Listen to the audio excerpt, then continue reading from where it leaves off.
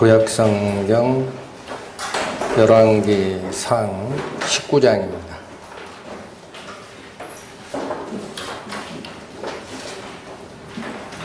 구약 549페이지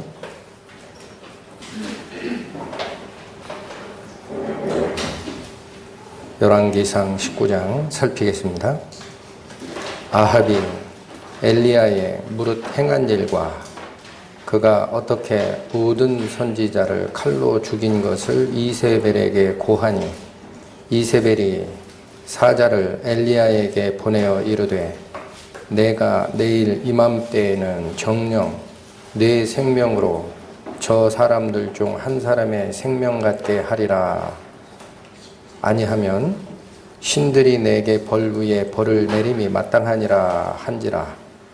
저가 이 형편을 보고 일어나 그 생명을 위하여 도망하여 유다에 속한 브엘세바에 이르러 자기의 사환을 그곳에 머물게 하고 스스로 광야로 들어가 하룻길쯤 행하고 한 로뎀나무 아래 앉아서 죽기를 구하여 가로되 여호와여 넉넉하오니 지금 내 생명을 취하옵소서. 나는 내 열조보다 낫지 못하나이다 하고 로뎀나무 아래 누워 자더니 천사가 어루만지며 이르되 일어나서 먹으라 하는지라. 본즉 머리맡에 숯불에 구운 떡과 한 병 물이 있더라. 이에 먹고 마시고 다시 누웠더니 여호와의 사자가 또 다시 와서 어루만지며 이르되 일어나서 먹으라. 네가 기를 이기지 못할까 하노라 하는지라. 이에 일어나 먹고 마시고 그 식물의 힘을 의지하여 40주 40야를 행하여 하나님의 산 호렙에 이르니라. 엘리야가 그곳 굴에 들어가 거기서 유하더니 여호와의 말씀이 저에게 임하여 이르시되 엘리야야 네가 어찌하여 여기 있느냐. 저가 대답하되 내가 만군의 하나님 여호와를 위하여 열심히 특심하오니 이는 이스라엘 자손이 주의 언약을 버리고 주의 단을 헐며 칼로 주의 선지자들을 죽였음이오며 오직 나만 남았거늘 저희가 내 생명을 찾아 취하려 하나이다. 여호와께서 가라사대 너는 나가서 여호와 앞에서 산에 섰으라 하시더니 여호와께서 지나가시는데 여호와의 앞에 크고 강한 바람이 산을 가르고 바위를 부수나 바람 가운데 여호와께서 계시지 아니하며 바람 후에 지진이 있으나 지진 가운데도 여호와께서 계시지 아니하며 또 지진 후에 불이 있으나 불 가운데도 여호와께서 계시지 아니하더니 불 후에 세미한 소리가 있는지라. 엘리야가 듣고 겉옷으로 얼굴을 가리우고 나가 굴 어귀에 섬에 소리가 있어 저에게 임하여 가라사대 엘리야야 네가 어찌하여 여기 있느냐. 저가 대답하되 내가 만군의 하나님 여호와를 위하여 열심히 특심하오니 이는 이스라엘 자손이 주의 언약을 버리고 주의 단을 헐며 칼로 주의 선지자들을 죽였음이오며 오직 나만 남았거늘 저희가 내 생명을 찾아 취하려 하나이다. 여호와께서 저에게 이르시되 너는 내 길을 돌이켜 광야로 말미암아 다메섹에 가서 이르거든 하사엘에게 기름을 부어 아람 왕이 되게 하고 너는 또 님시의 아들 예후에게 기름을 부어 이스라엘 왕이 되게 하고 또 아벨무홀라 사밧의 아들 엘리사에게 기름을 부어 너를 대신하여 선지자가 되게 하라. 하사엘의 칼을 피하는 자를 예후가 죽일 것이요 예후의 칼을 피하는 자를 엘리사가 죽이리라. 그러나 내가 이스라엘 가운데 7천인을 남기리니 다 무릎을 바알에 꿇지 아니하고 다 그 입을 바알에게 맞추지 아니한 자니라. 엘리야가 거기서 떠나 사밧의 아들 엘리사를 만나니 저가 12결이 소를 앞세우고 밭을 가는데 자기는 12째 결의와 함께 있더라. 엘리야가 그리로 건너가서 겉옷을 그의 위에 던졌더니 저가 소를 버리고 엘리야에게로 달려가서 이르되 청컨대 나로 내 부모와 입맞추게 하소서. 그리한 후에 내가 당신을 따르리이다. 엘리야가 저에게 이르되 돌아가라. 내가 네게 어떻게 행하였느냐 하니라. 엘리사가 저를 떠나 돌아가서 소 한 겨리를 취하여 잡고 소의 기구를 불살라 그 고기를 삶아 백성에게 주어 먹게 하고 일어나 가서 엘리야를 조치며 수종 들었더라. 다 같이 기도드리겠습니다. 하나님 아버지, 감사합니다. 저희를 인도하시는 그 손길을 저희가 느낄수록 저희가 앞으로 하나님의 뜻에 합당하게 사는 길이 어떠한 마음 자세로 쫓아가야 되는지를 더 조심하게 됩니다. 오늘 소망도 끊어진 엘리야에게 하나님께서 광야로 이끄셔서 다시 하나님의 말씀과 위로와 성령을 부어주심을 통해 우리가 하나님의 말씀을 깨닫는 과정에 광야가 무슨 의미인지를 살펴보자 합니다. 이 시간 처음부터 끝나는 때까지 오직 성령께서 저희 마음을 주관하여 주셔서 그 전하고자 하는 뜻이 무엇인지 분명히 깨닫고 마음으로 받아 우리의 삶이 변화되는 하나님의 영광스러운 역사가 함께 하시기를 부탁드립니다. 이 모든 말씀, 우리를 구원하시고 하나님의 영광으로 인도하시는 우리 주 예수 그리스도의 이름으로 감사하며 기도드렸습니다. 아멘. 오늘 읽으셨던 열왕기상 19장은 엘리야가 18장에 연결되는 그러니까 역사의 흐름을 좀 알고 읽으셔야 도움이 됩니다. 18장은 그 아합과 이세벨이라는, 아합은 당시 북이스라엘의 왕이었고 이세벨은 이방신을 섬기던 여자를 아합 왕이 자기 아내로 삼았던 왕후였습니다. 근데 그자들이 하나님의 경배와 예배를 떠나고 이방신을 섬기는 문제가 굉장히 커지니까 엘리야 이 선지자는 아합에게 바알을 섬기던 선지자 450명 또 하나는 그 이방 신이 하나 있었죠. 제가 잠깐 잊어먹었는데 아세라 신을 섬기던 선지자 400명을 전부 모으라 그래요.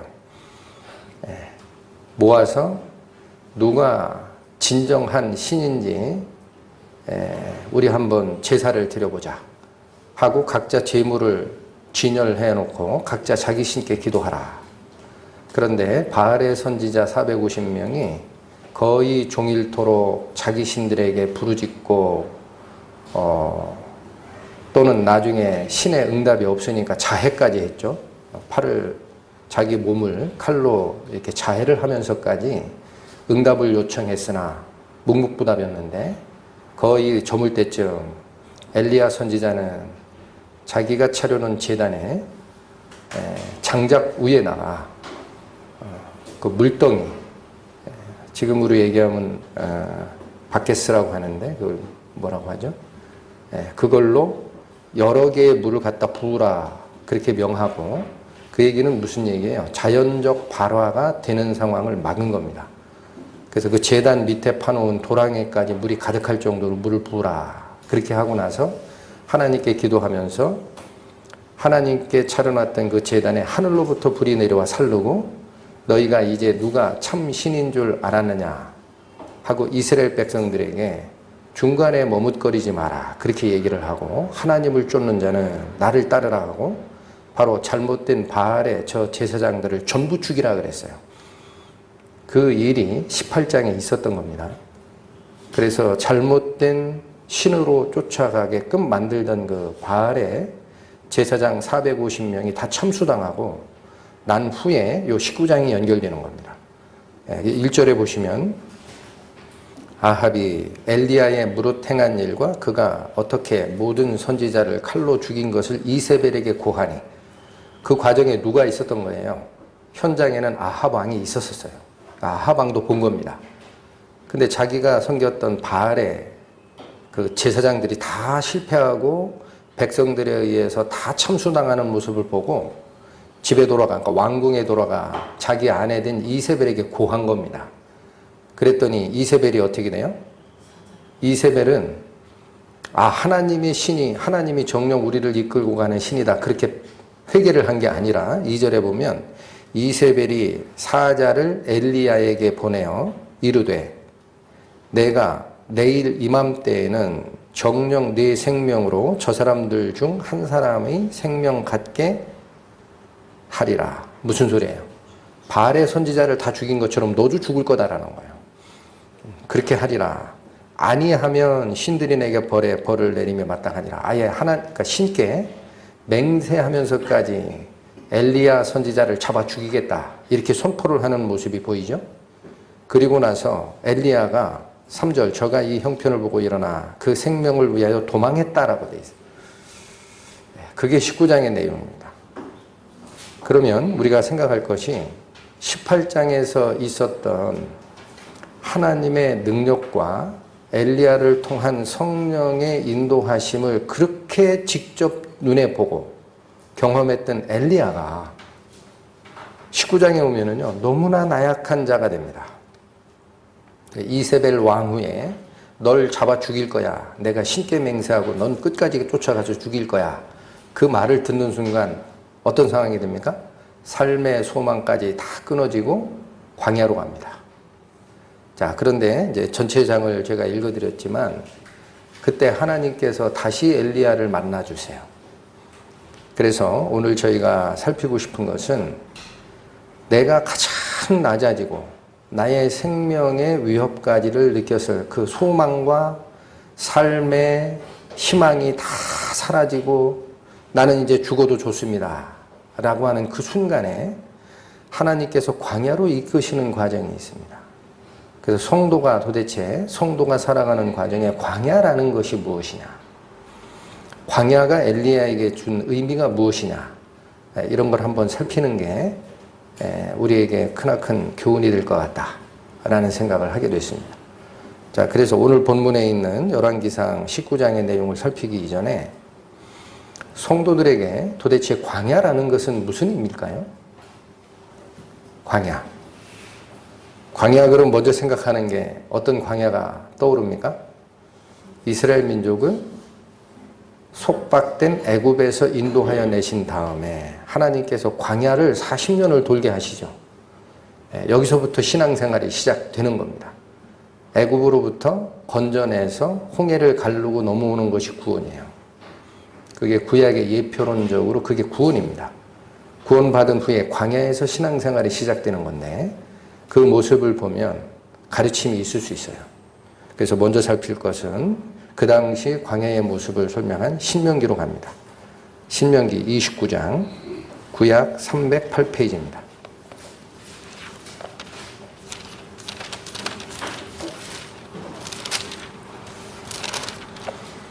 신명기 29장 2절에서 6절까지 모세가 온 이스라엘을 소집하고 그들에게 이르되 여호와께서 애굽 땅에서 너희 목전에 바로와 그 모든 신하와 그 온 땅에 행하신 모든 일을 너희가 보았나니 곧 큰 시험과 이적과 큰 기사를 내가 목도하였느니라. 그러나 깨닫는 마음과 보는 눈과 듣는 귀는 오늘날까지 여호와께서 너희에게 주지 아니하셨느니라. 주께서 40년 동안 너희를 인도하여 광야를 통행케 하셨거니와 너희 몸에 옷이 낡지 아니하였고 너희 발에 신이 헤어지지 아니하였으며 너희로 떡도 먹지 못하며 포도주나 독주를 마시지 못하게 하셨음은 주는 너희 하나님 여호와이심을 이신 줄을 알게 하려 하심이니라. 요 신명기 29장 마지막쯤 됩니다. 신명기의 마지막은 모세가 이스라엘 민족들을 광야 생활 40년을 이끌다가 가나안 땅으로 들어가기 바로 전에 여호수아, 다음번 인도자죠. 여호수아에게 백성들을 부탁하기 전에 지나온 과정을 설명하는 내용이 요 신명기 29, 30장이에요. 그런데 여기 뭐라고 얘기하느냐면 4절, 5절, 6절을 읽으셨는데 2절부터 읽으셨죠? 이게 출애굽한 과정에 하나님께서 하신 크나큰 기사와 이적과 시험을 너희가 눈으로 봤다라는 거예요. 그런데 4절에 무슨 말씀 하시나요? 다시 읽겠습니다. 그러나, 이거 다 봤어요, 백성들이. 그러나 깨닫는 마음과 보는 눈과 듣는 귀는 오늘날까지 여호와께서 너희에게 주지 아니하셨느니라. 무슨 말씀하시고 싶으신 걸까요? 기적과 이사와 하나님의 능력을 다 보았어도 하나님께서 당신의 뜻을 허락하고 깨닫게 하는 눈과 귀를 열어주시지 않으시면 백성들은 헤매게 되어 있습니다. 굉장히 큰 가르침입니다. 광야 생활을 하는 게 중요한 게 아니에요. 그렇다면 왜 그걸 지적하느냐, 이게 모세가 마지막에 바톤 터치 해주면서 나는 이제 그만 하나님 앞으로 갈 거니까 너의 다음번 인도자 여호수아를 따라 하나님께서 너희에게 왜 아직도 깨닫는 눈을 허락하지 않으신 것인가를 잘 생각하라는 얘기예요. 그러면서 뭘 주십니까? 5절의 말씀은 부족함이 없이 40년을 광야 생활을 이끌었던 하나님의 역사를 증거한 겁니다. 이게 말이 쉽지 40년을 200만에 해당하는 그 민족들을 매일 먹이시고 매일 입히셨어요. 생각하십시오. 광야에서 모시 3배 옷을 만들 수 있는 뭔가를 할 수 있는 근거가 있었겠습니까? 모시를 심어서 옷감을 짰었을까요? 아닙니다. 광야예요, 말 그대로. 사막. 그런데 하나님이 희한하신 능력으로 그 옷이 헐어지지도 않고 신이 낡아지지도 않게 보호하셨다는 거예요. 당연히 만나로 먹이시고 반석을 쳐서 그리스도 생명수를 먹이시는 과정도 있었지만, 그러니까 5절이 증거하는 바는 하나님이 아니시면 이런 일이 있을 수 없음을 너희에게 보이셨다, 그런 얘기입니다. 그러나 문제는 또 뭐예요? 충족하게 주시진 않아요. 6절의 말씀을 같이 읽으셔야 됩니다. 분명히 그렇게 생명이 부지하고 문제가 없게 인도하시는 크나큰 하나님의 손길을 경험했으나 6절이 또 있어요. 6절은 뭐라고 얘기하십니까? 너희로 떡도 먹지 못하며 포도주나 독주를 마시지 못하게 하셨음은 뭐만 주셨습니까? 그럼 40년 광야 생활에 하나님께서 이스라엘 백성을 위해 주신 음식이 뭐예요? 만나밖에 없어요. 지난주 설교에도 한번 나갔죠. 이 박한 식물을 우리 마음이 싫어한다, 그렇게 불평이 나올 정도로 하나님께서는 하늘 음식으로밖에는 양육하지 않으셨습니다. 그러니까 인간적인 음식인 떡도 허락지 않으시고 또 포도주나 독주도 허락지 아니하셨어요. 그걸 다 알고 있습니다. 근데 왜 그랬느냐라는 거예요. 하셨음은 이어집니다. 뭐 때문에 이런 걸 허락하지 않으신 거예요? 주는 너희 하나님 여호와이신 줄을 알게 하려고 그랬다. 무슨 말씀일까요? 독주나 술을 먹는다는 게 무슨 뜻이에요? 그게 뭐 지금 시대에 성도니까 술 먹지 마라, 이게 단순한 문제가 아니고, 술을 먹는다라는 거는요, 자기 여흥에 빠지는 과정이에요. 그리고 자기의 잠잠한 이성이 과장된 방향으로 확대되는 역할을 하는 것이 술입니다. 그러다 보면 뭐예요? 하나님을 잊게 돼 있어요. 그러니까 6절의 말씀은 왜 떡도 못 먹고, 그러니까 인간적으로 먹고 싶어 하는 음식과 여흥과 이거를 절제하시고 못하게 했느냐? 주는 너희 하나님 여호와이신 줄을 알게 하려고 절제의 방향으로 끌고 가셨다. 그러니까 신약 성경을 바라보고 살아가는 우리 성도들도 가르침이 있습니다. 하나님을 쫓아가는 과정에 내가 좋아하는 쪽, 내가 좋아하는 취미, 내 마음을 뺏는 그런 것들, 그거 전부 우상이에요. 그것은 하나님을 쫓아가는 과정의 방해물입니다. 이 말씀을 하시고 싶은 거예요. 자, 이 말씀, 연결될 말씀 한번 보시면 신명기 8장 2, 3절로 가보십니다. 신명기 8장 275페이지입니다. 신명기 8장 2절과 3절에 신명기 방금 읽으셨던 29장은 모세가 마지막에 이스라엘 민족에게 여호수아의 그 인도함을 바톤 터치 해주면서 총평을 한 것이 그거라면, 신명기 앞쪽은 처음에 이끌었던 역사를 다시 설명했던 거예요. 그러니까 8장에 2, 3절을 보시면 2절 봅니다. 네 하나님 여호와께서 이 40년 동안에 너로 광야의 길을 걷게 하신 것을 기억하라. 지금도 기억하라는 얘기예요. 왜 기억하라? 나옵니다. 이는 너를 낮추시며 너를 시험하사 내 마음이 어떠한지 그 명령을 지키는지 아니 지키는지 알려 그렇게 하셨다라는 거예요. 그러니까 지금 방금 읽었던 신명기 29장에 너희가 깨닫는 마음, 듣는 귀, 보는 눈을 여호와께서 허락지 아니하셨는데, 왜 허락지 아니하셨다라고 하느냐면 분명히 생명을 유지하는 모든 것을 허락하셨음에도 불구하고 인간적인 즐거움을 가지는 떡이나 술은 금했다. 그게 왜 그런 줄 아냐? 주께서 너희를 이끌고 가시는 하나님이심을 알게 하려고 그랬다라고 그랬어요. 근데 8장에 와보시면은 좀 구체적으로 나옵니다. 그게 왜 그런 거예요? 너희를 40년 동안 광야를 걷게 하신 걸 기억하라 라는 말씀 뒤에 뭐가 나와요? 너를 낮추시고 너를 시험하고 내 마음이 정말로 하나님의 명령을 지키는지 아니 지키는지를 알고 싶어서 40년을 돌렸다라는 거예요. 그러니까 자, 신명기 29장에 제가 붙들고 싶은 구절이 이거예요. 신명기 29장에 4절이 얘기하는 바가 뭐냐라는 얘기입니다. 4절이 뭡니까? 그러나, 그러니까 이렇게 인도했으나 그러나 깨닫는 마음과 보는 눈과 듣는 귀는 오늘날까지 여호와께서 너희에게 주었다, 주지 않았다. 주지 않았다라고 하시잖아요. 그럼 하나님께서 왜 허락지 아니하셨을까요? 40년간 그렇게 고생한 광야 생활을 한 이스라엘 민족들에게 하나님의 능력을 보여주시고 이끌어주시고 절제하는 생활을 부탁하고 하면서도 왜 그들의 마음에 깨닫는 마음과 듣는 귀와 보는 눈을 허락지 아니하셨을까요? 아까워서요? 마님은 다 주시고 싶어요.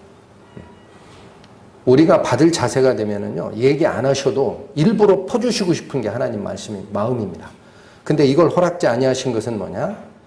앞에서 읽었던 신명기 8장에 너를 낮추시고 시험하사 하나님의 명령을 지키는지 아니 지키는지를 알고 싶어서 그랬다 그랬죠? 그럼 왜 아직 못 깨닫는 거냐? 우리 마음이 덜 낮아져서 그런 겁니다. 우리가 성경 말씀을 읽거나 같은 신앙생활을 한다 그래도 하나님의 임재와 인도하심을 진짜 마음에서 못 느끼는 이유는 내가 높아져서 그래요. 그게 굉장히 중요한 문제입니다. 근데 눈이 안 열립니다. 자, 이 말씀 다른 쪽에 한번 보실까요? 시편으로 갑니다. 시편의 시편. 구약성경 808페이지쯤 됩니다. 시편의 17절 말씀. 여호와여, 주는 겸손한 자의 소원을 들으셨으니 저희 마음을 예비하시며 귀를 기울여 들으시고. 무슨 말씀입니까? 하나님은 겸손한 자가 말하는 그 소원, 이게 기도예요. 이거를 들으신다라는 거예요. 그리고 그 겸손한 자의 마음을 여기 예비하셨다라고 되어 있죠. 이 말씀도 우리는 사실은 겸손히 받아야 됩니다. 내가 뭘 잘 알아서, 나의 지적 능력이 뛰어나서 내가 열심히 성경 공부를 하니까 하나님께서 이 지식을 나한테 주셨다, 그렇게 생각하기 쉽습니다. 하늘에 관한 비밀과 지식은 내 지력으로, 내 노력으로, 내 지혜로 깨닫는 게 아닙니다. 누가 허락하시는 거예요? 하나님께서 그 자의 마음을 예비하시는 거예요. 그 자의 마음을 끌고 가는 게 있어요. 정말 겸손한 자냐? 그럼 그 마음에 애시당초 하나님께 돌아갈 수 있는 회개의 마음까지 주십니다. 이게 인도예요. 내가 뭘 잘나서 깨닫는다? 어불성설입니다. 성경에 있는 비밀은. 겸손한 자가 자기 위치를 마음으로 가지고 하나님께 기도할 때 그 마음을 미리 준비하시는 게 하나님이세요. 그리고 어떻게 하십니까? 귀를 기울여 그 말을 듣게도 합니다. 하나님이 직접 들으세요. 그러니까 이 모든 과정에서 우리가 하나님의 인도나 하나님께서 우리를 향하신 뜻을 발견하지 못하고 헤매는 과정은 무엇이 문제가 있는 거예요? 정말로 하나님께서 나에게 주시고자 하는 그 말씀을 들을 자세가 아직 덜 낮춰진 겁니다. 그걸 확인하셔야 됩니다. 이스라엘 민족에게 40년 광야 생활을 속칭 뺑뺑이를 돌렸는데도 아직 깨닫는 눈을 허락지 않으신 이유는 뭐냐? 아직 교만한 거예요. 이스라엘 민족이. 아직 들을 자세가 안 돼 있는 겁니다. 그러니 너희는 그러지 말라라는 교훈입니다. 한 군데 또 볼까요? 야고보서 신약성경 375페이지 야고보서 4장입니다.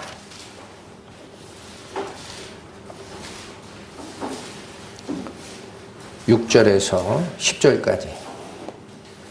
그러나 더욱 큰 은혜를 주시나니 그러므로 일러스되 하나님이 교만한 자를 물리치시고 겸손한 자에게 은혜를 주신다 하였느니라. 이게 바로 원칙이라는 거예요. 교만한 자는 하나님이 어떻게 하신다고요? 들으십니까? 아닙니다. 내칩니다. 넌 저리 가라. 이게 물리친다라는 말이에요. 그 다음에 겸손한 자에게 은혜를 주신다. 이게 방금 읽었던 시편의 말씀과도 같고 잠언에도 비슷한 말씀이 있습니다. 그 성경의 원리가 뭔지 아느냐, 이걸 꺼내세요. 야고보가. 자, 이어집니다. 그런즉 너희는 하나님께 순복할지어다. 마귀를 대적하라. 그리하면 너희를 피하리라. 이 말씀은 중간중간에 설교 말씀이 나가면서 들으셨죠? 이 말씀은 사탄이, 마귀가 우리를 죄의 유혹으로 끌고 가는 과정에 하나님의 말씀으로 대적하라라는 가르침으로도 사용이 됩니다. 그런데 제가 전에도 가끔 부탁드리는 것이 성경이 얘기하고자 하는 가장 큰 흐름은 문맥을 꼭 살피시라 그랬어요. 근데 여기 문맥을 보면 우리가 새로운 부분을 발견해야 돼요. 뭐냐면 6절에 교만한 자를 물리치고 겸손한 자에게 은혜를 주신다라는 말씀을 하면서 이걸 꺼내셨죠. 흐름을 잘 보시기 바랍니다. 그러면서 그런즉 그러하니 그런 얘기예요. 그러하니 하나님께서 교만한 자는 물리치고 겸손한 자에게 은혜를 주시나니 너희는 하나님을 순복하고 마귀를 대적하라 그래요.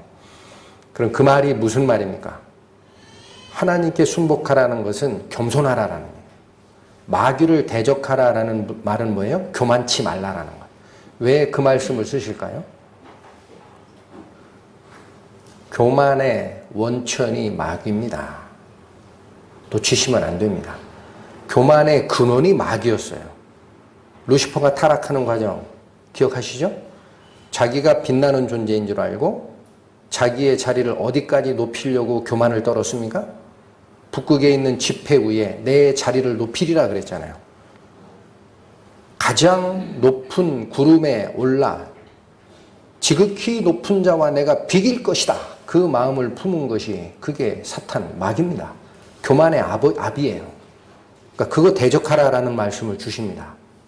8절 마저 읽죠. 하나님을 가까이 하라. 그리하면 너희를 가까이 하시리라. 죄인들아 손을 깨끗이 하라. 두 마음을 품은 자들아 마음을 성결케 하라. 여기 두 마음 얘기합니다. 뒤에도 이어집니다. 두 마음이 뭘까요? 두 마음. 하나님께 나아가고 싶은 마음이 있는데 그 안에 동시에 내가 잘났다라는 교만의 마음이 같이 있죠. 그게 두 마음이에요. 지금 여기서 말씀하시는 지적이 그겁니다. 조금 더 읽어보겠습니다. 9절 슬퍼하며 애통하며 울지어다. 너희 웃음을 애통으로 너희 즐거움을 근심으로 바꿀지어다. 9절 말씀이 무슨 말씀입니까? 즐거워하고 또 어때요? 웃고 떠들고 하는 것은 하나님께로부터 올 수 있는 즐거움과 위로일 수가 있어요. 근데 여기서 지적하시고자 하는 것은 내가 인간적으로 즐거워하고 내가 인간적으로 떠들고 웃고 즐기는 그걸 얘기하는 거예요. 그거랑 뭐는 지금 대비가 되어 있습니까? 그거 하지 말고 슬퍼하고 오히려 애통하라 그래요. 울라.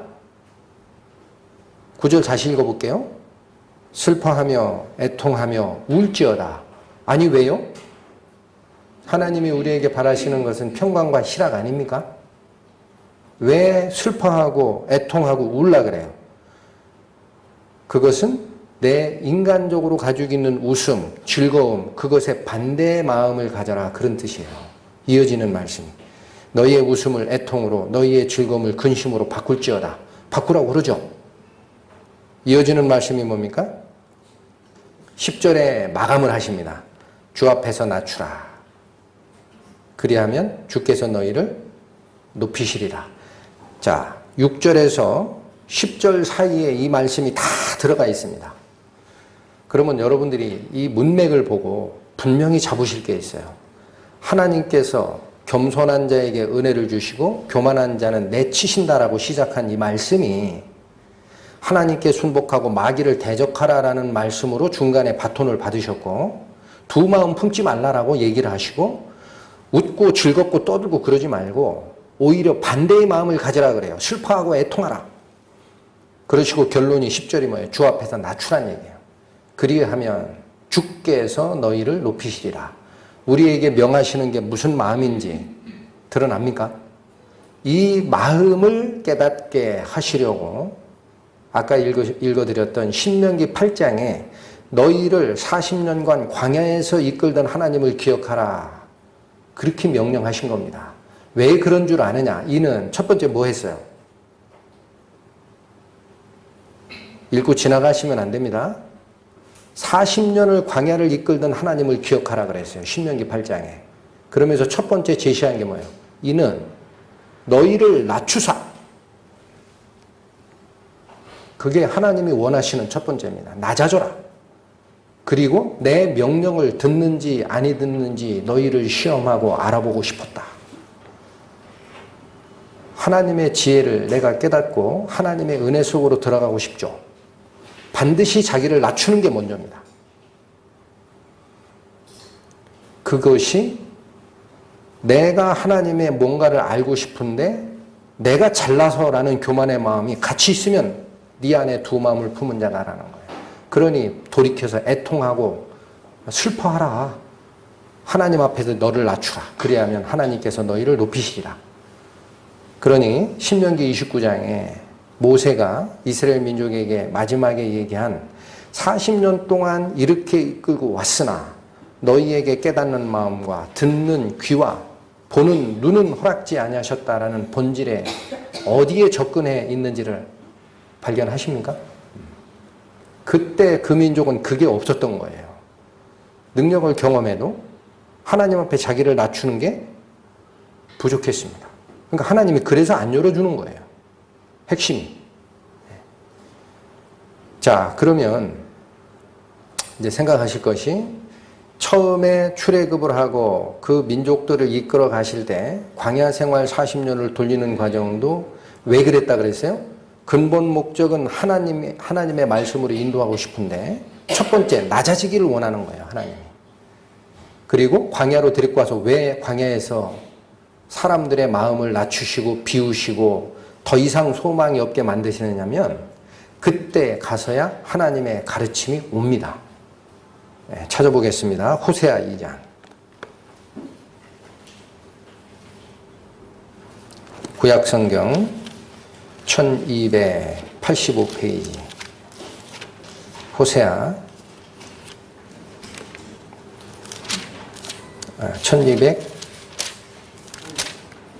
1285가 아니고 58. 구약성경 1258페이지 호세아서 2장 보세요. 13절부터 15절까지. 저가 귀고리와 폐물로 장식하고 그 연애하는 자를 따라가서 나를 잊어버리고 향을 살라 바알들을 섬긴 시일을 따라 내가 저에게 벌을 주리라 나 여호와의 말이니라. 13절의 말씀은 무슨 말씀입니까? 이 호세아 선지자가 사역하던 이 시기가 언제냐면은 북이스라엘과 남유다가 이방인에게 팔려가는 그 시기입니다. 그러니까 이방신들을 섬긴 것 때문에 그 날수를 따라서 내가 너희를 징치하리라 라는 말씀을 주신 게 13절이에요. 다시 읽습니다. 저가 귀고리와 폐물로 장식하고 그 연애하는 자, 누구를 연애했어요? 이방신을 연애했어요.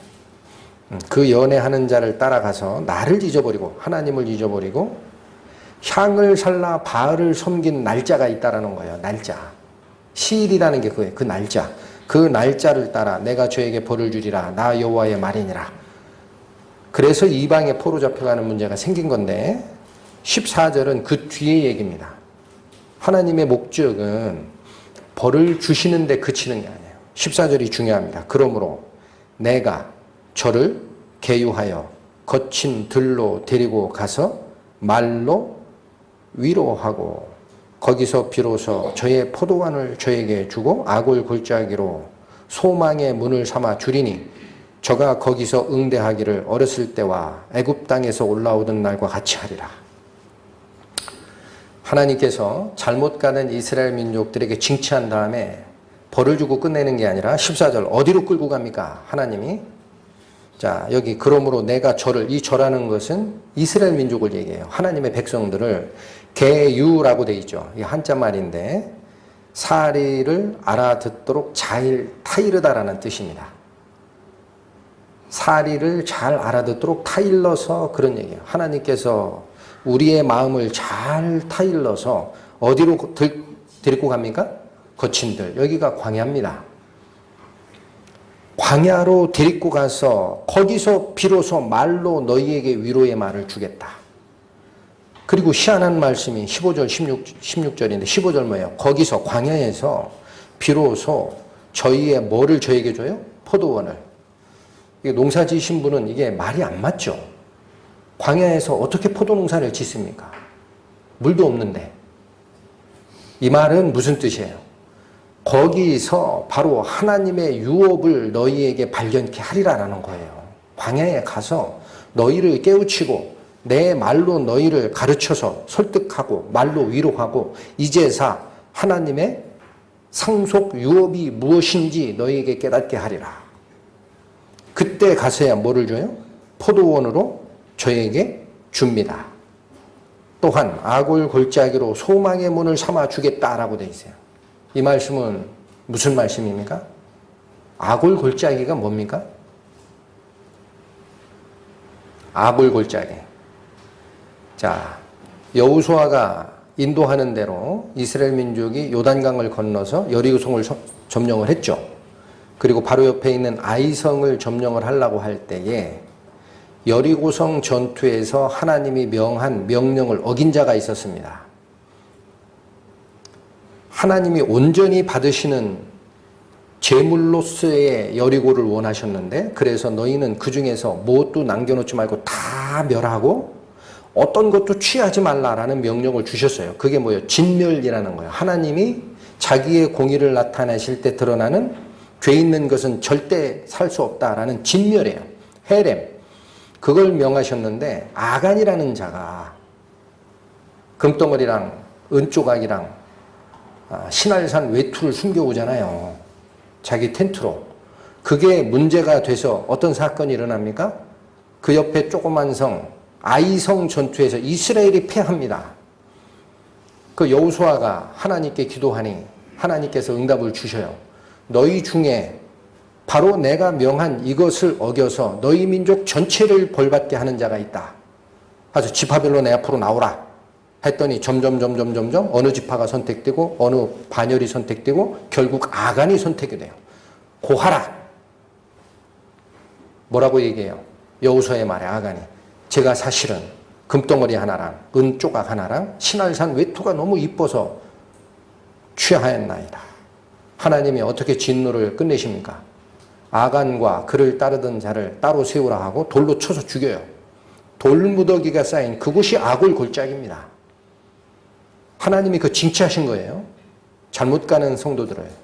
그런데 그 아골 골짜기, 눈물과 고통의 골짜기였던 그 아골 골짜기가 무슨 골짜기로 바뀌어진다고요?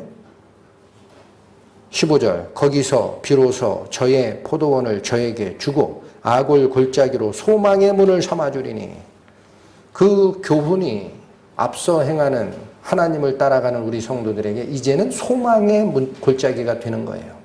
왜 그게 소망의 골짜기가 됩니까? 하나님의 새로운 약속과 인도와 위로를 발견하니까 어디서? 광야에서. 그게 하나님의 인도입니다. 그래서 광야 생활이라는 것은 우리가 꼭 기억하실 것이 하나님께서 우리를 낮추시고 비우고 더 이상 바랄 데가 없게 하는 그 순간 하나님의 가르침이 오는 거예요. 한번 생각을 하십시오. 광야라고 돼 있는데 사실은 그 사막입니다.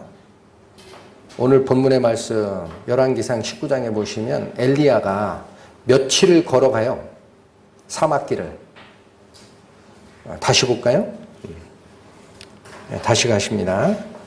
549페이지.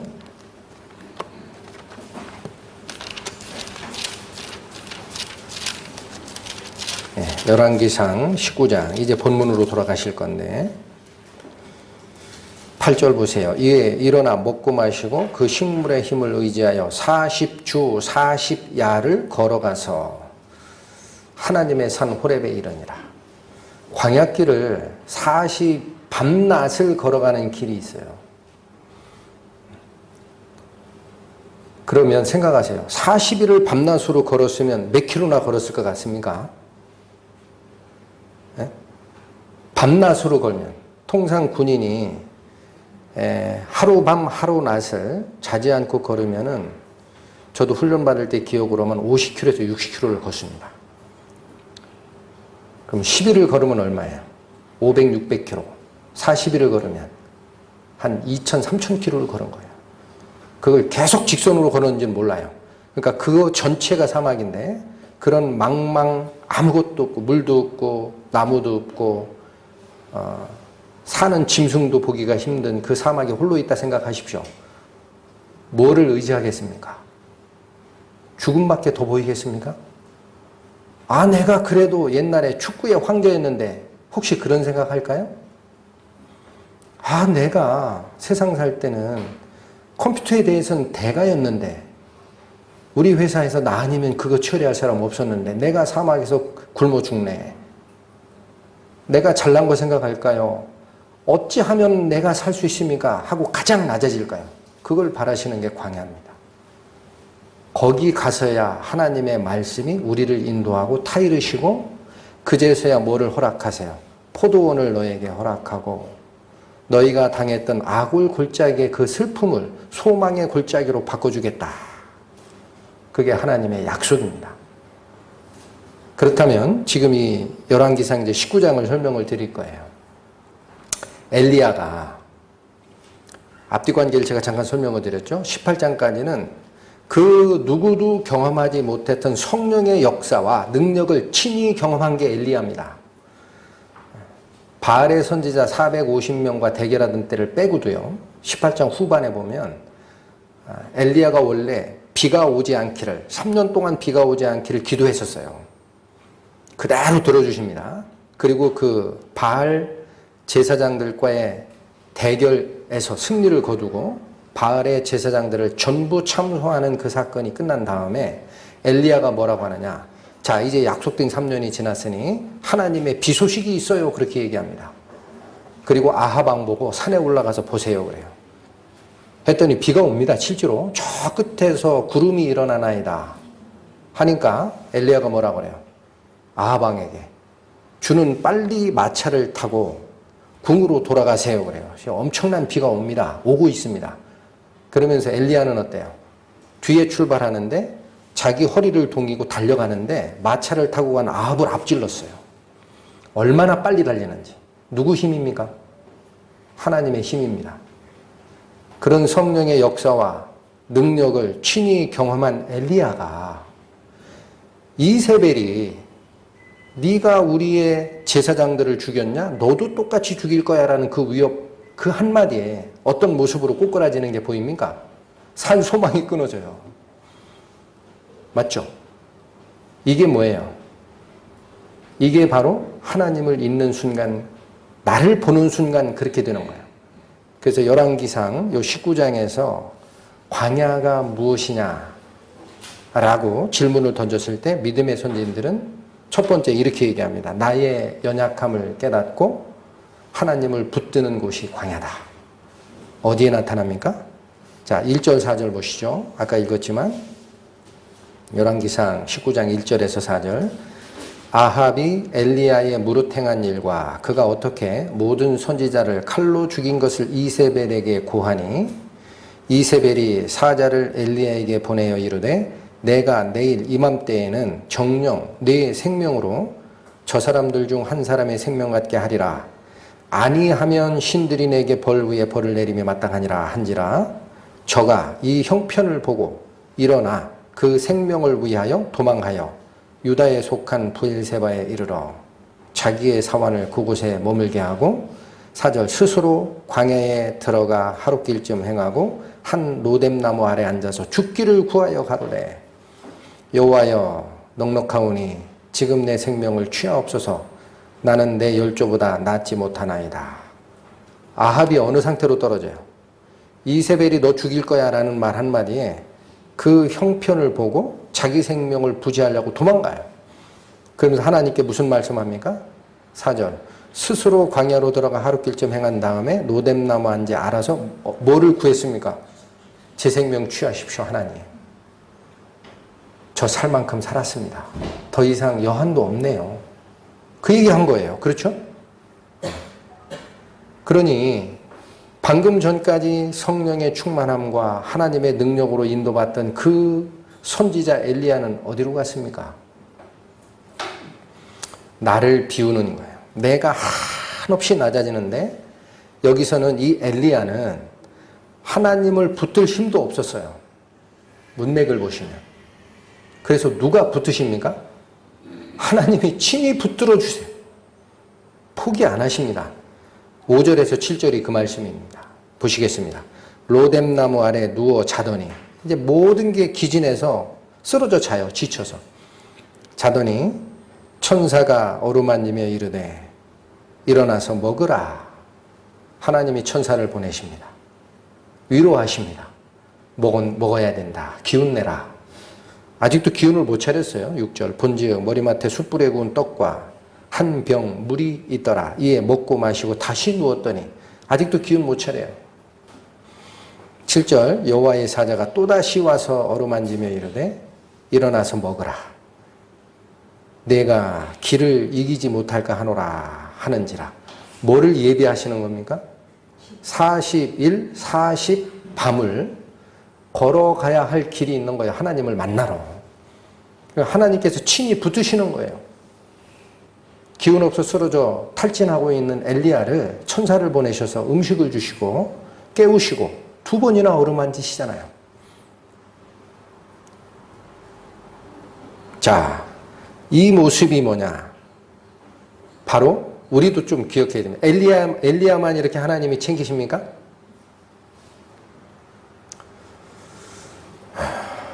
우리 성도 모두를 챙기십니다.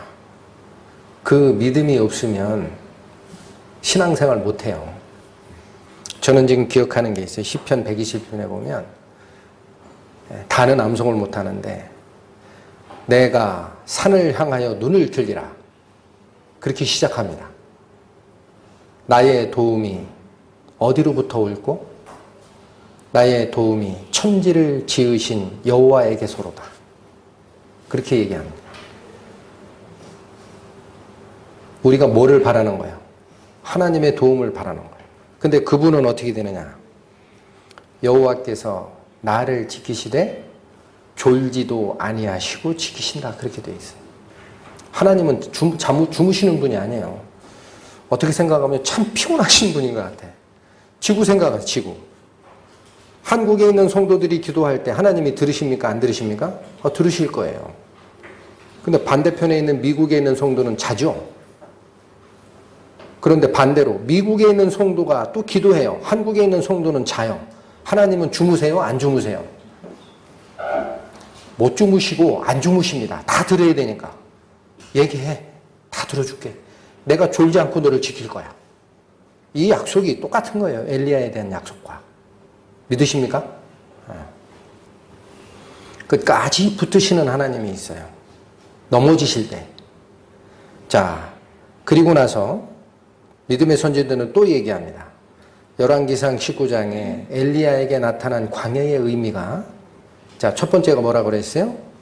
내 연약함을 알고 하나님을 붙들게 되는 것이 그게 광야라 그랬어요. 여기서는 하나님께서 스스로 붙들어 주셨습니다. 또 하나, 두 번째는 내 교만함을 깨닫고 하나님을 의지하게 되는 것도 광야라 그렇게 얘기합니다. 그럼 열왕기상 19장의 말씀에 엘리야가 교만을 떨었나요? 잘 안 보이죠? 네. 자세히 보면 보입니다. 보겠습니다. 10절 9절부터 볼까요? 엘리야가 그곳 굴에 들어가 거기서 유하더니 그러니까 호렙산까지 40일 밤낮을 걸어가서 하나님의 산 호렙 이게 신의 산하고 같은 곳입니다.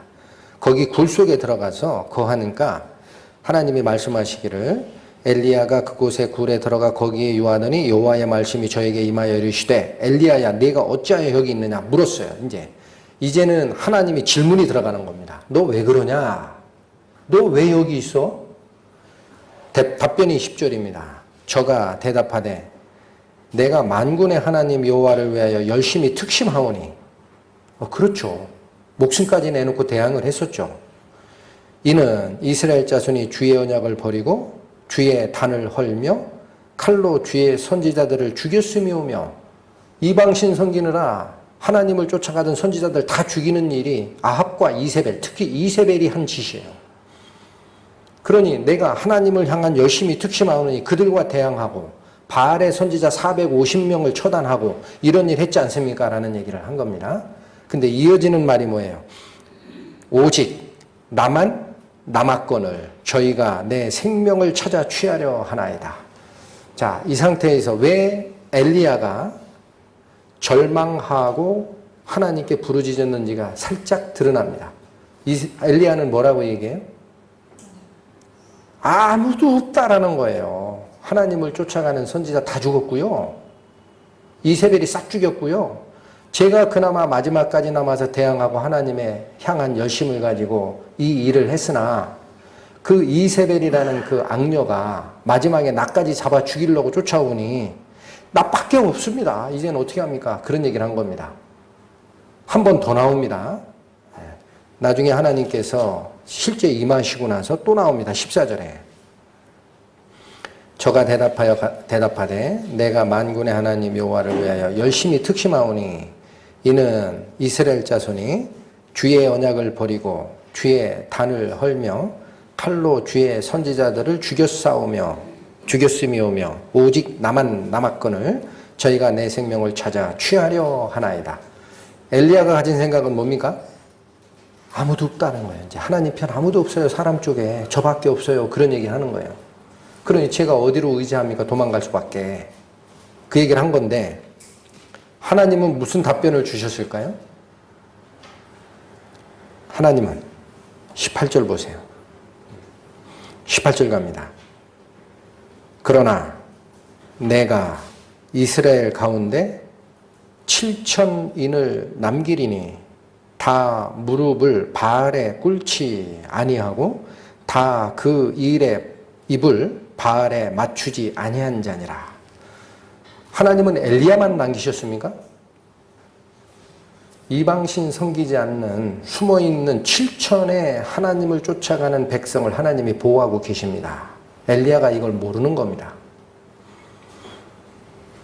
엘리야가 가진 마음이 뭐예요? 자기밖에 하나님의 일을 하는 자가 없는 줄 알았어요. 그게 교만입니다. 하나님의 교회는 내가 똑똑하다고 내가 뭔가를 더듬이를 높이 세우고 뭔가를 경계한다고 그 사람에 의해서 세워지는 게 교회가 아닙니다. 하나님이 이끄십니다. 걱정하지 마세요. 하나님이 7천의 군사를 남겨놨다. 네가 건방지다. 네 눈에 보이는 대로 판단하니? 드러납니까? 그래서 자기를 낮추는 자는 하나님의 인도하심을 느끼게 돼 있어요. 그리고 거기에 위탁하고 말씀에 기도로 붙잡게 되어 있습니다. 다른 걸 보는 게 아닙니다. 하나님의 말씀의 인도를 몸소 경험하는 성도가 그래서 어때요? 깨어있을 수 있어요. 그게 굉장히 중요한 원리입니다. 우리 전에 솔로몬이 성전을 세우고 앞에 2 기둥 세웠다 말씀드렸어요. 이 기둥은 기념물로 세우는 마체바라는 단어를 안 쓴다 그랬어요. 어떤 단어를 쓴다? 암무드라는 단어를 쓴다. 제가 알기는 짧은 성경 지식에 암무드라는 그 용어가 쓰이는 기둥의 그 적용 예는 유일하게 그겁니다. 구약에. 근데 그 암무드가 무슨 뜻이다 그랬어요? 아마드라는 동사의 명사형인데 아마드는 살다, 거주하다라는 뜻이다. 무슨 뜻이에요? 우리와 같이 거주하시고 우리를 이끄시는 살아계신 존재를 2 기둥으로 형성한 것이고 그 기둥이 가지는 말의 의미가 있지 않습니까? 뭐라고 했어요? 한쪽이 야긴, 해석은 그가 세우시리라. 누가 교회를 앞으로 세워가십니까? 하나님께서. 반대쪽에 있는 기둥 이름이 뭐예요? 보아스. 이름의 뜻은 그 안에 능력이 있다. 하나님께서 이끄시는 교회가 하나님께서 7천에 바알에게 입맞추지 않은 자를 숨겨놓듯이 예비되어 있습니다. 그 하나님의 인도를 이해를 하면 걱정할 게 없어요. 그게 바로 누구예요? 이 엘리야가 가진 교만이에요. 여러분 이게 굉장히 쉽지 않은데 보여야 됩니다. 성경 말씀을 읽으면서. 그래서 믿음의 선진들은 열왕기상 19장에 있는 이 말씀 엘리야가 광야에서 발견한 3가지의 가르침이 있다 그래요. 첫 번째가 나의 나약함을 발견할 때 하나님을 붙들라. 2번째가 내가 교만할 때 하나님의 능력을 의지하는 것을 배워라. 열왕기상 19장이 가르치는 또 하나의 가르침이 있다고 합니다. 그게 뭐냐면 나의 공허함을 발견할 때 성령으로 충만해진다 그래요. 어디에 그런 이 내용이 열왕기상 19장에 있나요? 자, 돌아가는 그 지금 히스토리를 잘 보세요. 성령의 인도하심과 엄청난 능력을 경험한 엘리야가 이세벨이 너 잡아 죽일 거야 라는 그 말 하나에 자기밖에 없는 줄 알고 생명을 보존하려고 도망가서 광야에 가 있다가 지쳤습니다. 근데 하나님의 사자가 와서 음식 주고 어루만지고 일어나라 기운 차려라 하고 하나님께 인도하는 과정이 있었고 하나님을 만나는 과정이 있습니다. 이건 조금 이따 다시 설명을 드릴 거예요. 그 다음에 하나님께서 뭐냐면 앞으로 네가 할 일을 다시 설명하는 거예요. 네가 이 일을 해야 돼. 내가 이미 알고 있고 계획하고 있어. 그러고 주시는 말씀이 어디냐면 15절, 17절, 19절이에요. 15절부터 다시 봅니다. 여호와께서 저에게 이르시되 너는 내 길을 돌이켜 광야로 말미암아 다메섹에 가서 이르거든 하사엘에게 기름을 부어 아람 왕이 되게 하고 하나 명령 나왔죠? 할 일을 주시는 거예요. 16절 너는 또 nim시의 아들 예후에게 기름을 부어 이스라엘 왕이 되게 하고 또 아벨 무홀라 사밧의 아들 엘리사에게 기름을 부어 너를 대신하여 선지자가 되게 하라. 세 가지를 명합니다. 첫 번째 뭐를 명해요? 이건 이스라엘 백성의 왕을 세우는 과정이 아니에요. 올라가서 다메섹 그러면 어디입니까? 다메섹. 이스라엘 위쪽에 있는 이방 국가예요. 근데 거기 가서 누구에게 기름 부어 왕을 세우라고요? 하사엘이라는 자에게 기름 부어서 그 지역이 아람 지역이에요. 아람의 왕을 삼아라. 참 희한한 말씀하세요. 왜 이방인에게 가서 왕을 삼아라. 기름까지 부어라. 기름 붓는다는 말은 무슨 뜻이에요? 하나님의 종으로 삼아라라는 뜻이에요. 하나님의 역사에 사용되는 도구로서 내가 선택한 것이 아람왕 하사엘이라는 뜻입니다.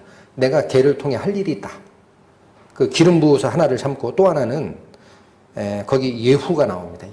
예후에게 기름 부어 이스라엘 왕을 삼으라 그러죠. 근데 이건 구약의 역사라 간단하게 설명드리면 아람 왕 하사엘을 통해서 그 다음에 이스라엘 왕 예후를 통해서 이후에 하나님이 이끄시는 역사는 뭐냐면은 아합의 그 족속과 그러니까 오므리 족속이라고 그래요. 오므리 왕과 그 다음에 이세벨의 그 악함을 두 왕에 의해서 싹 진멸하는 과정이 있습니다. 이세벨이 지금 누구 생명 취하러 간 거예요? 엘리야죠. 하나님은 계획 잡아놓고 있어요. 걱정하지 마. 두 사람에게 기름 부어라. 나중에 예후가 어떤 일을 하시는지 아세요? 예후가 왕권을 잡은 다음에 바알의 선지자를 싹 진멸합니다. 구약에 보면. 그 명을 받았으니까. 그래서 이렇게까지 얘기해요. 자, 나 예후는 앞으로 바알을 섬길 거다 그래요. 그러니 이 축제에 바알을 섬기고자 하는 이 축제에 안 나오는 자는 전부 벌할 거야. 다 나와 그래요. 그러니까 진짜 섬기는 줄 알고 다 나왔어요. 그때 어떻게 하는지 아세요? 정예 병사에게 칼을 줘가지고 자 바알을 섬기는 자 아니면 다 빼내라 그래요. 그 싹 죽여 그럽니다. 그게 예후를 통해 이방 선지자를 몰살하는 하나님의 손길이에요. 그 일을 예비하신 거예요. 이세벨과 아합이 쫓아가던 이방신들 한 번에 죽입니다. 아람 왕도 똑같습니다. 북쪽에 있는 이방 왕국에게 하나님의 일을 하는 종을 선정해 놓으시고 밑에 아모리 왕가의 잘못된 일을 하는 아합의 후손 왕들을 전부 다 징치하십니다. 걱정하지 마. 네 생명 쫓는 이세벨과 이방신을 쫓던 아합에 대한 나의 징치는 이미 예언돼 있어. 따라해. 그런 얘기예요. 괜한 걱정한 거죠. 누가? 엘리야가. 자기만 남은 줄 알았다 그랬잖아요. 내 열심히 특심한데 다 죽고 저밖에 없어요. 걱정하지 마라. 7천 아직 있고 내가 다 예비하고 있단다. 내가 그거 모를 줄 아냐? 또 하나 예비합니다. 누구를 세우라 그래요? 엘리사 선지자를 세우라. 엘리사는 엘리야 선지자에게 바톤 터치를 받아서 더 큰 성령의 능력을 행한 자가 엘리사 선지자예요. 엘리야는 죽음을 보지 않고 불술에 실어서 하늘로 올라갑니다. 그리고 바톤 터치 딱 하고 뒤에 선지자 역할을 했던 게 엘리사입니다. 그러니까 네가 맡을 역할도 더 큰 성령의 역할을 전달할 후계자를 내가 예비했다라는 거예요. 다 하나님이 지정한 대로 가는 겁니다. 자, 그런데 왜 성령이 충만하는 과정이 여기서 발견된다라고 믿음의 선진들이 얘기하느냐면 엘리사에게 가서 부르는 과정이 19절 20절이에요. 19절 보시면 엘리야가 거기서 떠나 사밧의 아들 엘리사를 만나니 저가 12개의 소를 앞세우고 밭을 가는데 자기는 12째 결의와 함께 있더라. 엘리야가 그리로 건너가서 겉옷을 그 위에 던졌더니 저가 소를 버리고 엘리야에게 달려가 이르되 청컨대 나로 내 부모와 입맞추게 하소서. 그리한 후에 내가 당신을 따르리이다. 무슨 과정이 있어요? 후계자 엘리야에게 가서 메시지를 전하는 과정이 있죠. 근데 뭘 던졌다고 돼 있습니까? 여기?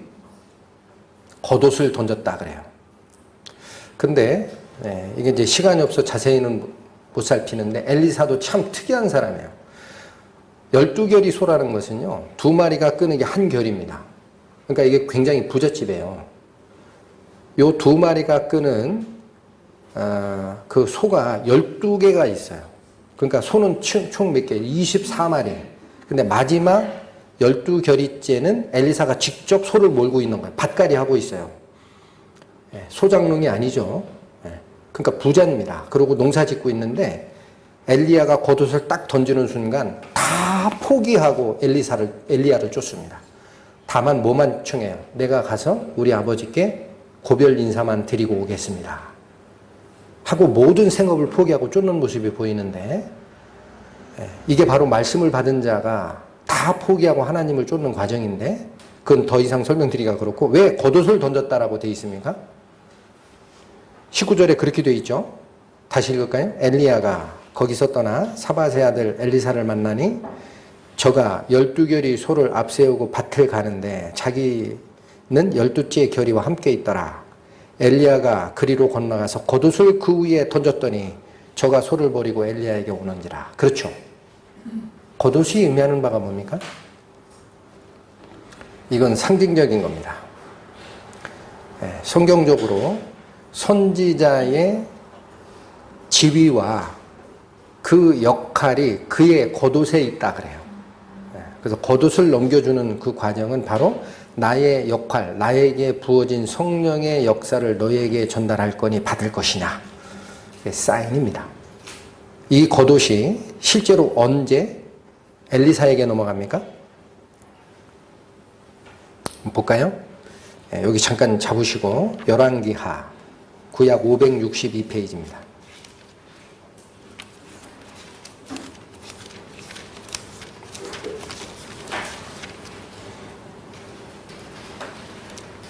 열왕기하 2장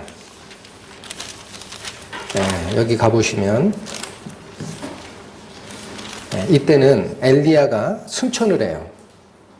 불수레를 타고 승천을 하는데 엘리야가 입고 있던 겉옷이 승천하는 과정에 떨어집니다. 하늘에서. 그걸 엘리사가 쫓아가서 잡아요. 그 과정이 나옵니다. 13절부터 15절까지. 엘리사가 자 11절부터 볼까요? 두 사람이 행하며 말하더니 호련히 불수레와 불말들이 두 사람을 격하고 이 말은 엘리야와 엘리사가 같이 가다가 하늘에서 내려온 불수레와 불말이 둘 사이에 껴든 거예요. 그리고 엘리사는 저쪽으로 제끼고 엘리야를 데리고 하늘로 올라갑니다. 두 사람을 격하고 격했다는 얘기는 분리시켰다라는 거예요. 분리시키고 엘리야가 회리바람을 타고 승천하더라. 이어집니다. 엘리사가 보고 소리 지르되 내 아버지여 내 아버지여 이스라엘의 병거와 그 마병이여 하더니 누구를 아버지라고 부르는 거예요? 엘리야 선지자. 이게 이스라엘의 마병과 병거라는 것은 하나님의 보호하심을 가진 그 능력의 상징이었다라는 거예요. 엘리야 선지자가. 마병이여 하더니 다시 보이지 아니하는지라. 이에 엘리사가 자기 옷을 잡아 둘에 찢고 그 다음에 엘리야의 몸에서 떨어진 겉을 주워 가지고 돌아와 요단 언덕에 서서 자기 옷은 찢어버리고 엘리야의 겉옷이 떨어진 걸 주워왔죠. 주워와서 요단 언덕에 서서 14절 엘리야의 몸에서 떨어진 그 겉옷을 가지고 물을 치며 가로되 엘리야의 하나님 여호와는 어디 계시나이까 하고 저도 물을 치매 물이 이리저리 갈라지고 엘리사가 건너니라. 무슨 기적을 하는 거예요? 엘리야, 승천하는 엘리야의 몸에서 떨어졌던 겉옷을 가지고 요단강을 쳤어요. 물을. 그리고 이렇게 좌우로 치니까 그 요단강의 가운데가 쫙 갈라진 겁니다. 그 사이를 건너는 역사가 있어요. 자, 엄청난 거죠. 이거는 엘리야의 능력이 아닙니다. 엘리야에게 부여됐던 성령의 능력이 엘리사에게 넘어가는 과정입니다. 그걸 보고 싶었던 거예요, 엘리사가. 자, 그러면서 15절 맞은편 여리고에 있는 선지자의 생도들이 그 보고 있어요. 선지자 학교의 그 생도, 학생들이 보고 있는데 생도들이 저를 보며 말하기를 엘리야의 영감이 엘리사의 위에 머물렀다 하고 가서 저를 영접하여 그 앞에서 땅에 엎드리더라. 겉옷이 의미하는 바가 뭔지 아시겠습니까? 성령의 충만하심이 겉옷이에요. 그러니까 다시 열왕기상 19장으로 돌아오시면 엘리야가 이세벨의 생명위협에 쫓겨 도망가다가 하나님의 가르치심과 하나님의 바알에게 입맞추지 않은 자를 숨겨놓고 자기가 앞으로 끌고 갈 역사를 설명한 뒤에 성령의 충만한 겉옷을 가지고 엘리사에게 바톤 터치하는 모습이 보입니다. 그래서 광야는 또 하나 가르침이 뭐냐? 자기를 비웠을 때 성령으로 충만되게 되는 그 역사가 일어나는 곳, 그렇게 얘기합니다. 믿음의 선진들이. 그래서 이 열왕기상 19장은 세 가지의 가르침, 아까 말씀드렸어요. 나의 연약함을 확인하고 하나님을 붙들게 되는 것. 또 하나는 뭐라고 그랬습니까? 나의 교만을 버리고 하나님의 능력으로 의지하게 되는 것. 그 다음에 내가 완전히 비워졌을 때 성령의 충만함을 받는 역사가 이 19장 안에 다 들어있다라는 얘기를 하십니다. 그리고 이제 중요한 것은 지금 광야에서도 이스라엘 민족을 40년을 이끄시고 헐벗거나 굶주리지 않게 먹이셨으나 하나님께서 그들에게 깨닫게 하는 마음과 보는 눈과 듣는 귀는 허락지 아니하셨다. 그 이유가 뭐다라고 설명을 드렸습니까? 낮아지지 않았다 그랬어요. 하나님의 말씀을 듣는 과정에 낮아지지 않았기 때문에 아직도 그 눈을 허락지 아니하신 것이다. 그런데 여기도 또 하나의 가르침이 있습니다. 열왕기상 19장에 보시면 엘리야가 하나님의 음성을 듣는 과정이 어디 나옵니까? 11절부터 나옵니다. 살피겠습니다. 여호와께서 가라사대 너는 나가서 여호와의 앞에서 산에 섰으라. 어느 산? 이 호렙산이에요. 신의 산. 산에 섰으라 그래요. 하시더니 여호와께서 지나가시는데 여호와의 앞에 크고 강한 바람이 산을 가르고 바위를 부수나 바람 가운데 여호와께서 계시지 아니하며. 자, 첫 번째 기적, 초자연적인 현상이 지나갑니다. 뭐가 지나갔다 그랬어요? 강한 바람이 지나갑니다. 근데 그 강한 바람이 얼마나 강했으면 어떻게 됐다 그랬어요? 산을 가르고 바위를 부수는 바람이었어요. 이런 바람이 지금은 보기 힘들 겁니다. 자, 대형 허리케인이 오면 혹시 모를까? 바위가 날아가는 그런 엄청난 바람이 지나갔어요. 근데 그 속에 여호와가 계세요? 계시지 않아요? 다시 읽어볼까요? 11절 여호와께서 가라사대 너는 나가서 여호와의 앞에서 산에 섰으라 하시더니 여호와께서 지나가십니다. 지나가시는데 여호와의 앞에 크고 강한 바람이 산을 가르고 바위를 부수나 바람 가운데 여호와께서 계시지 아니하다. 그 엄청난 능력이 지나가지만 그 속에는 하나님이 함께 하시지 않았습니다. 그건 하나님이 가신다라는 앞서 행하는 예표예요. 순서를 잘 보셔야 돼요. 그렇죠? 하나님 앞에 바람이 나갔다라고 되어 있어요. 그 다음 또 한 번의 기적이 일어납니다. 바람 후에 지진이 있으나 지진 가운데도 여호와께서 계시지 아니하며. 두 번째 기적이 일어나요. 지진이 일어났어요. 땅이 흔들립니다. 그러나 그 지진 속에 하나님이 함께 하셨습니까? 아닙니다. 이것도 하나님을 앞서 행하는 이적과 표적, 사인일 뿐 하나님이 그 속에 있지는 않아요. 그런데 이어지는 말씀, 또 지진 후에 불이 있으나 불 가운데도 여호와께서 계시지 아니하더니. 기적 3개가 지나가는데 하나님은 그 속에 계십니까? 안 계셨다 그래요.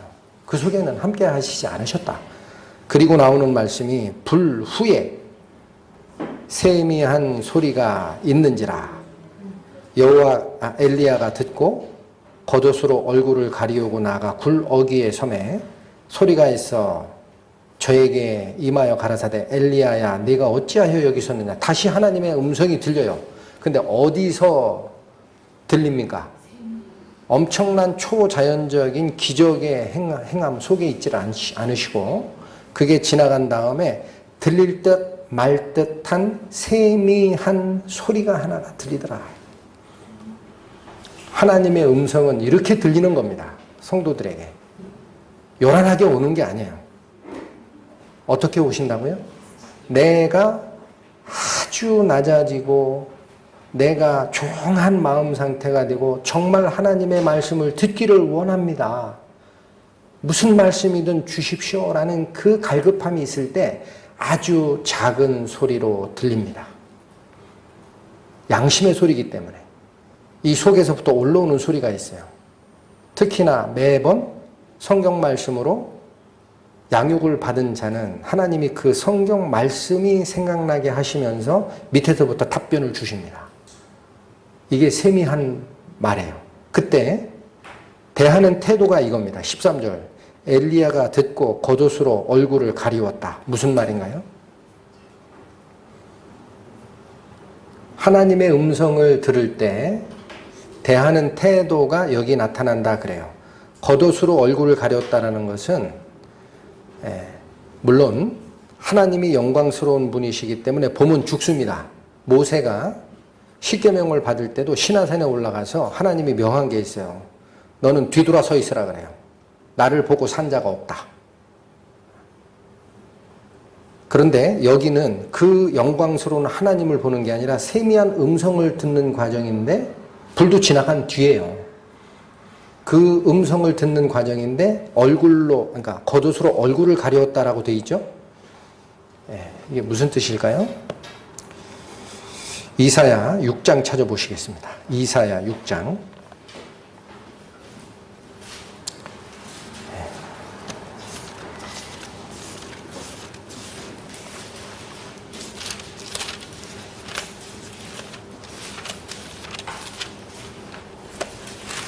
구약성경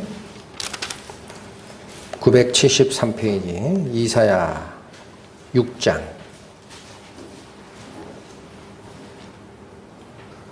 2절 봅니다. 1절부터 읽을까요? 우시야 왕의 죽던 해에 내가 본즉 주께서 높이 들린 보좌에 앉으셨는데 그 옷자락은 성전에 가득하였고 스랍들은 모셔 섰는데 각기 6날개가 있어 그 둘로는 얼굴을 가리었고 그 둘로는 발을 가리었고 그 둘로는 날며 서로 창화하여 가로되 거룩하다 거룩하다 거룩하다 만군의 여호와여 그 영광이 온 땅에 충만하도다. 여기 이 모습은 하나님을 최측근에서 보좌하는 스랍 천사의 모습입니다. 이게 영어로는 세라핌이라고도 해요. 세라핌 천사. 하나님을 바로 측근에서 보좌하는 이 스랍 천사가 삼성송이라고도 합니다. 3번의 거룩한 노래를 부르고 있어요. 거룩하다, 거룩하다, 거룩하다. 3번을 부르는 이유는 완전한 하나님을 칭하기도 하고 성부, 성자, 성령의 하나님으로 계시는 삼위일체 하나님의 온전한 영광을 돌리는 과정이다. 그렇게 얘기를 합니다. 그런데 날개가 몇 개가 있어요? 이 스랍 천사가 6개의 날개가 있어요. 자, 날개 2개로는 못 날기 때문에 부족하기 때문에 속도 내려고 6개를 만들었나 싶었어요. 저도. 근데 아닙니다. 나는 용도의 날개는 딱 2개밖에 없어요. 잘 보셔야 돼요. 2절 봅니다. 스랍들은 모셔섰는데 각기 6날개가 있어요. 그런데 그 둘로는 얼굴을 가리우는 데 씁니다. 그리고 그 둘로는 뭐를 가리워요? 발을 가리우는 데 쓰고 나머지 둘로 나는 데 씁니다. 왜 얼굴을 가린다고 할까요? 하나님을 최측근에서 모시는 스랍천사는. 그게 거룩하시고 영화로우시고 지존하시는 하나님을 대하는 우리의 태도랑 같다라 그래요. 내가 하나님 앞에 말씀을 들을 때 고개 뻣뻣하게 들고 그런 게 아닙니다. 우리 옛날에도 보면 사극에 보면 신하들이 만조백관이 임금 앞에서 아련할 때 어느 자세 취하는지 혹시 보셨어요? 이렇게 합니다. 보셨습니까? 얼굴을 가리는 모습이에요. 왕의 권위를 세우고 내가 듣겠습니다. 내가 똑바로 하나님을 얼굴을 보지 않겠습니다. 그게 겸손의 자세라 그래요. 스랍천사가 보이는 모습이 그거다. 나머지 둘 날개로 발을 가렸다는 것은 무슨 뜻이다. 그렇게 얘기하시냐면 발은 뭡니까? 걸어가는 도구예요. 다시 얘기하면 행함입니다. 그런데 하나님의 말씀을 듣고 충종하는 그 무리들은 하나님의 명령과 지도와 가르침이 나오기 전에 자기가 먼저 행하는 게 없어야 된다는 거예요. 그러면 실수합니다. 발이 빠른 자는 어때요? 잘못 행하느니라. 하나님의 지시하심 때까지 기다리는 자세가 날개 둘로 발을 가리는 모습이라 그래요. 절대 자기가 생각하는 대로 행하지 않아요. 스랍은. 뭐만을 위해서 행합니까? 하나님의 능력과 그분의 지시하심만을 기다리고 있습니다. 그러니까 3번에 걸친 거룩하다라는 찬송을 부르는 거예요. 쉴 새 없이. 이 모습이 어디에 나타난 거다? 바로 엘리야가 세미한 하나님의 음성을 들을 때 겉옷으로 얼굴을 가리는 모습이에요. 이게 우리가 하나님의 말씀을 쫓아갈 때 내 마음이 낮아지고 주여 말씀하시옵소서 이 종이 듣겠나이다 하라. 누가 명한 말씀입니까? 누가 명했어요? 마지막 사사? 저도 지금 갑자기 좀 마지막 사사 있죠.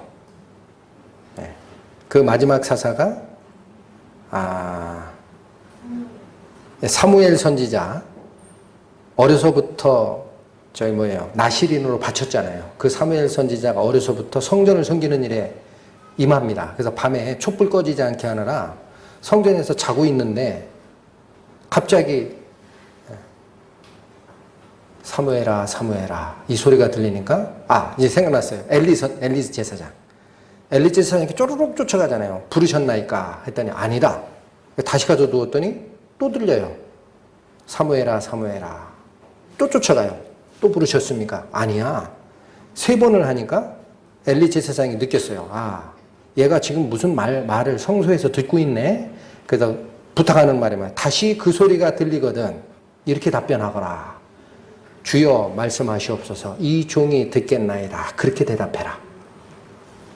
아주 어린 나이에 사무엘 선지자가 하나님의 말씀을 듣게 되는 과정도 바로 이 자세입니다. 주여 말씀하시옵소서 이 종이 듣겠나이다. 그 자세로 임할 때 하나님의 말씀이 나한테 오고 깨달아지고 신명기 8장에 말씀드렸듯이 29장에도 말씀하셨듯이 하나님의 인도함으로 다 경험을 해도 왜 못 깨닫느냐. 내 마음이 높아지면 안 되는 거예요. 야고보서가 얘기하는 게 뭡니까? 두 마음을 품지 마라 그래요. 하나님은 교만한 자를 내치시고 겸손한 자를 들으시기 때문에 네 안에 두 마음 품지 말고 하나님을 가까이 하고 마귀는 배척하라. 너희가 웃지 말고 즐거워하지 말고 곧 애통과 슬픔으로 대체하라 마음 자세를. 그래야 하나님을 보게 된다. 이것이 광야에서 우리를 만나시고 우리에게 말로 위로하고 가르쳐 주시는 그 성령의 위로가 그 과정을 통해서 오미 드러나는 겁니다. 그래서 오늘 이 말씀을 같이 상고한 것은 우리가 지금은 저는 이제 걱정하는 게 그거예요. 지금은 말씀을 쫓아 이 은혜로운 장소에 같이 모이지만 계속 경계하는 말씀이 선조들이 갔던 행로를 잊지 말라 그래요. 너희도 잘못할 수 있다. 그래서 그 마음이 하나님 앞에 온전히 낮아지고 하나님의 영광을 드높이는 그 자세가 우리가 반드시 우리 안에 체질화되지 않을 때는 우리도 넘어질 수 있다. 이 가르침이 굉장히 큽니다. 그래서 광야의 의미를 오늘 같이 살피셨습니다. 마치겠습니다.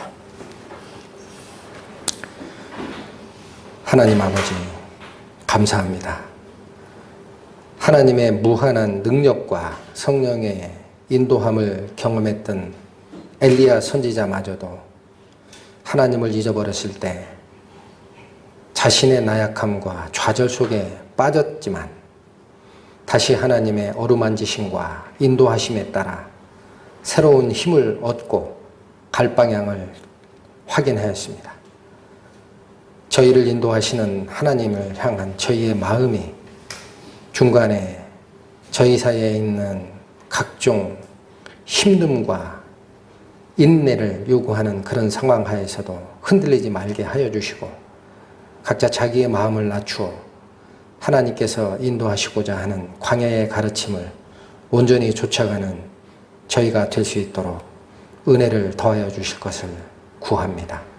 이 모든 말씀 우리를 구원하시고 이끌어 주시는 예수 그리스도의 이름으로 감사하며 기도 올렸습니다. 아멘.